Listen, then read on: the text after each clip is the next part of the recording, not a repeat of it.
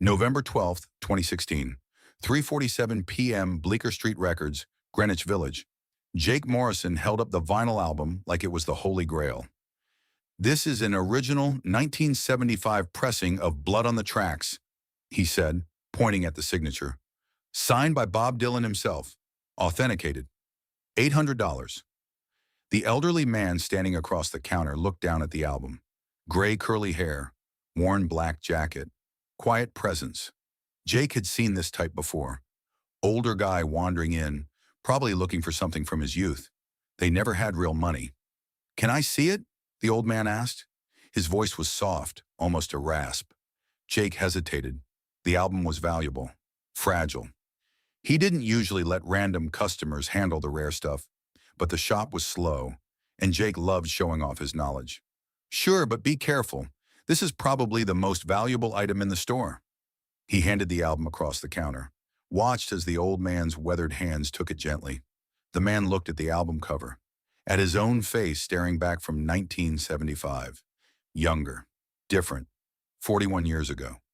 Then he looked at the signature scrawled across the sleeve in black Sharpie. His own signature. Bob Dylan smiled slightly, that quiet, knowing smile he'd perfected over 60 years. "Looks real to me," Dylan said softly. Jake laughed. "Oh, it's real. I authenticated it myself. I know Dylan's signature better than anyone." Dylan looked up at the young man, at his beanie, his carefully groomed beard, his vintage band t-shirt. Behind Jake on the brick wall were 3 Bob Dylan concert posters from the 1960s. The irony wasn't lost on Dylan. $800, Jake repeated. "Honestly, it's probably out of your price range. No offense. Most people who come in can't afford the rare signed stuff." Dylan nodded slowly. "You're probably right." He handed the album back. Gently, Jake took it, relieved. "Thanks for letting me look," Dylan said. "No problem. If you want something more affordable, we've got plenty of used Dylan records in the folk section. Unsigned, but still good music." Dylan's smile widened slightly. "I'll keep that in mind." He turned to browse. Just another customer. Another old man lost in vinyl memories. Jake carefully returned the signed album to its sleeve, completely unaware that Bob Dylan had just held his own signature, and said nothing. Behind Dylan, 3 feet away on the wall, was a poster from his 1966 concert. His face, his name, his legacy. And Jake Morrison, who claimed to know Dylan's signature better than anyone, had absolutely no idea. Jake Morrison had been working at Bleecker Street Records for 2 years. 24 years old. NYU graduate. Music history degree. Moved to Greenwich Village because that's where real music happened, where Dylan had lived in the 60s. Jake loved vinyl, loved the ritual of physical media in a digital world. He'd spent 2 years building his expertise, learning to spot first pressings, memorizing label variations, training his eye to authenticate signatures. He was good at his job. The owner trusted him with the rare stuff, and Jake had developed something else, a certain pride, a sense that he knew more than the customers who wandered in. "These old guys think they know music," Jake had told his girlfriend Sarah, "but they don't know the market, don't understand values." Sarah had laughed. "You're such a snob, Jake." "I'm not a snob. I'm an expert." That was Jake's problem. He'd confused knowledge with wisdom. He knew Dylan's discography, could spot a fake signature from across the room. But he'd never actually looked at Bob Dylan's face. Not the real face. The 2016 face. The 75-year-old face that had lived through decades beyond those posters. He knew the legend, but he didn't recognize the man. And now that man was standing 15 feet away, flipping through the folk section, looking at albums that bore his own name. Have you ever been so confident in your expertise that you missed what was right in front of you? Dylan took his time in the folk section. He wasn't in a hurry. Never was these days. He had a concert that night at the Beacon Theater. Sound check at 6 p.m. He had time to kill in the neighborhood he'd lived in 50 years ago. So he'd wandered into Bleecker Street Records. The store looked different than the shops he'd haunted in the 60s. More curated, more expensive. Everything treated like archaeology, but the feeling was the same. People searching for connection, memory, magic. Dylan flipped through the Dylan section. There he was. Every album, every era. The young prophet, the electric rebel, the elder statesman, all versions of himself, captured in vinyl. Blood on the Tracks was there multiple times, prices ranging from $15 to $200. None signed, except the one Jake had shown him. Dylan remembered signing that album, probably 1976, some radio contest winner. He'd signed hundreds, thousands, and now one lived here. $800. The absurdity made him smile. Behind him, Jake was helping another customer. Dylan kept browsing, found Highway 61 Revisited, the album that changed everything, 1965, his face at 24, sunglasses, staring down the camera like he owned the world. He'd been so young, so angry, so certain.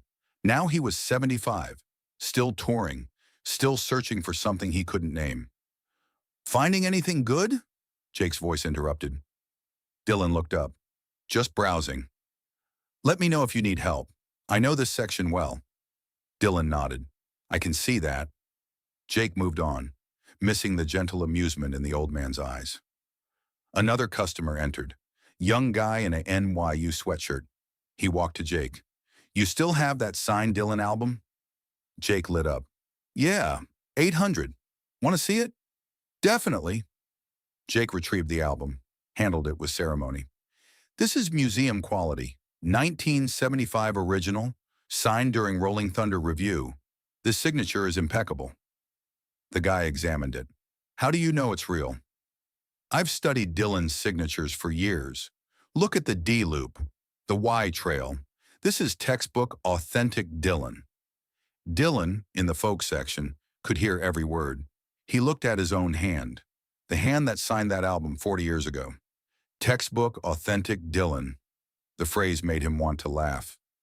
Jake continued. A lot of people fake Dylan's signatures, but they get the pressure wrong. Dylan signed quickly, casual. You can see it in the flow. The guy was impressed. You really know your stuff. You develop an eye. The guy ultimately passed. Too rich for me. It'll sell, Jake said confidently. He returned the album to its place. Dylan watched. Watch this young expert explain Bob Dylan to strangers. All while the real Bob Dylan stood unrecognized in the corner. Jake noticed the old man was still browsing after 20 minutes. Browsers who stayed this long usually couldn't afford anything. Killing time. Not actual customers. But Jake liked talking about music. He walked over. You a big Dylan fan? The old man looked up. You could say that. He's incredible. The voice can be challenging, but as a songwriter, untouchable. Dylan nodded slowly. That's kind. It's facts.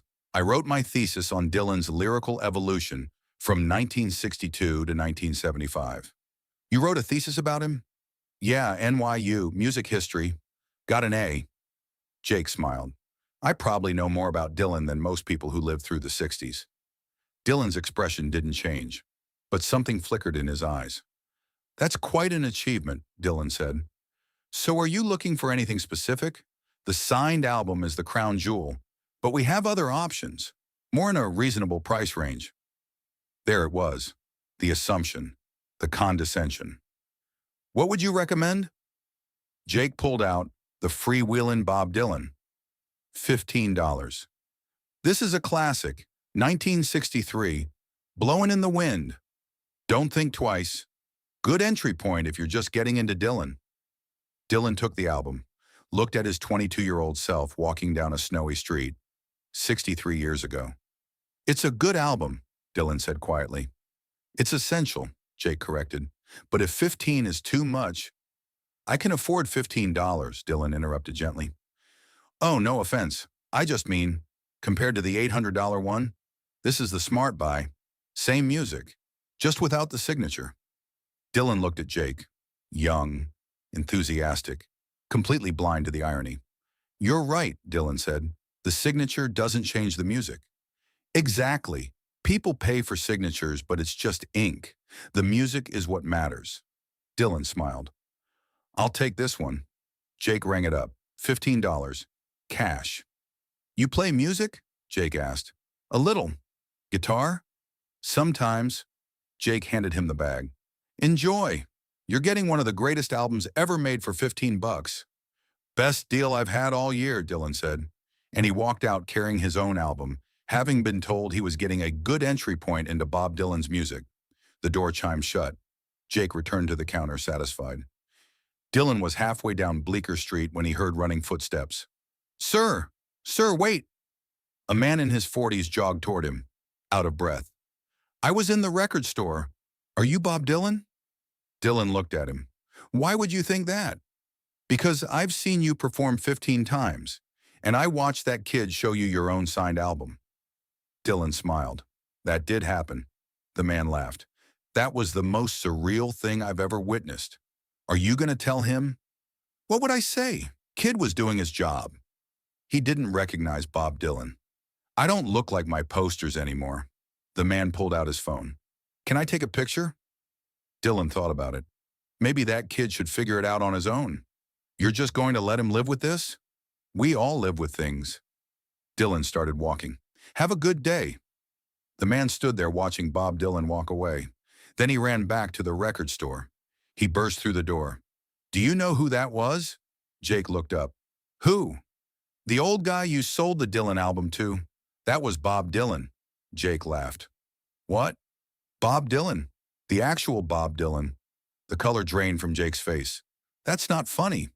I'm not joking. That was him. No, I would have. You showed him his own signature and told him it was $800. Jake sat down heavily. Oh my God. By 6 p.m., Jake posted on Reddit, ear/vinyl.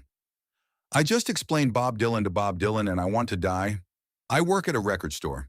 Today I showed an older customer a signed Dylan album, told him it was $800 and out of his price range, recommended the unsigned copy as a good entry point. That customer was Bob Dylan. I have a music history degree. I wrote my thesis on Dylan, a MA while I contemplate changing careers. The post exploded. Within an hour, front page of Reddit.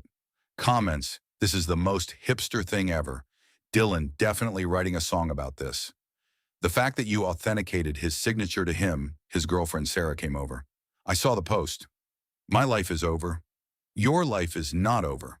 I told Bob Dylan I know more about Dylan than people who lived through the 60s. To Bob Dylan. Sarah tried not to laugh. He was standing in front of his own posters. You're an expert on records, but not on being humble. Maybe this is teaching you something. Like what? Like knowing about someone's work doesn't mean you know them. Jake nodded. He was really nice. He could have said something, but he just let me talk. That's class. Both can be true. At 9 p.m., Bob Dylan took the stage at the Beacon Theater. After the third song, he paused.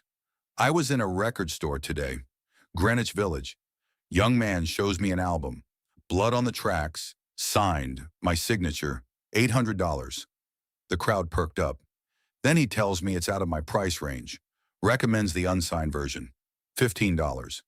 Good entry point to Dylan's music. The Beacon erupted in laughter. Kid had no idea who I was. More laughter. But Dylan wasn't mocking. And you know what? He was right. The music is the same whether it's signed or not. The laughter faded. Sometimes we get so focused on the value of things, we forget what they're worth. That kid knew everything about Bob Dylan, but he never looked at my face. Dylan paused. We're all guilty of that.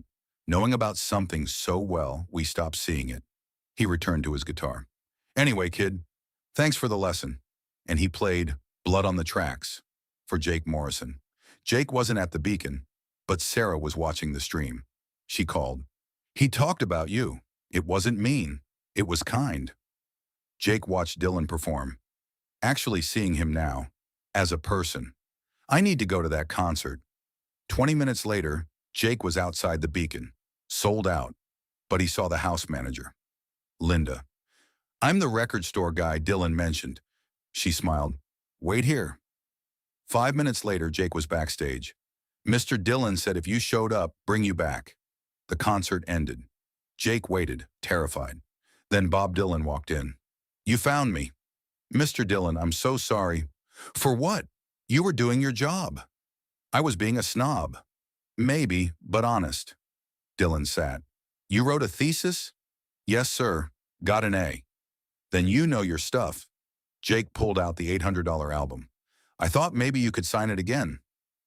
Dylan looked at it, at his old signature, pulled out a Sharpie, signed it again, added, thanks for the music lesson, Bob Dylan. Now it's got a story. I can't accept. It's worth what someone's willing to pay, or nothing, or everything. Dylan stood. That's what I learned from you. From me? You said the music's the same whether it's signed. You were right. They shook hands, both learning something new. 6 years later, 2022. Jake still works at Bleecker Street Records, but he's different, humbler, kinder. The doubly signed album hangs behind the counter. Not for sale. Music fans make pilgrimages to see it. Jake tells the story. Never leaves out the embarrassing parts. I was a snob. Bob Dylan taught me humility without making me feel small. 3 months after that night, Jake received a package. Inside, a signed freewheelin' Bob Dylan. With a note, for your collection, the signature doesn't change the music, but maybe it makes the memory better. BD, the lesson went both ways. Dylan learned anonymity is a gift. Jake learned knowing about someone isn't the same as seeing them. Bob Dylan is 81 now, still touring. And in Greenwich Village, a record store clerk tells a story, not as shame, as a reminder. That humility is the beginning of wisdom. That kindness is better than being right. And that the most valuable signature isn't on the album.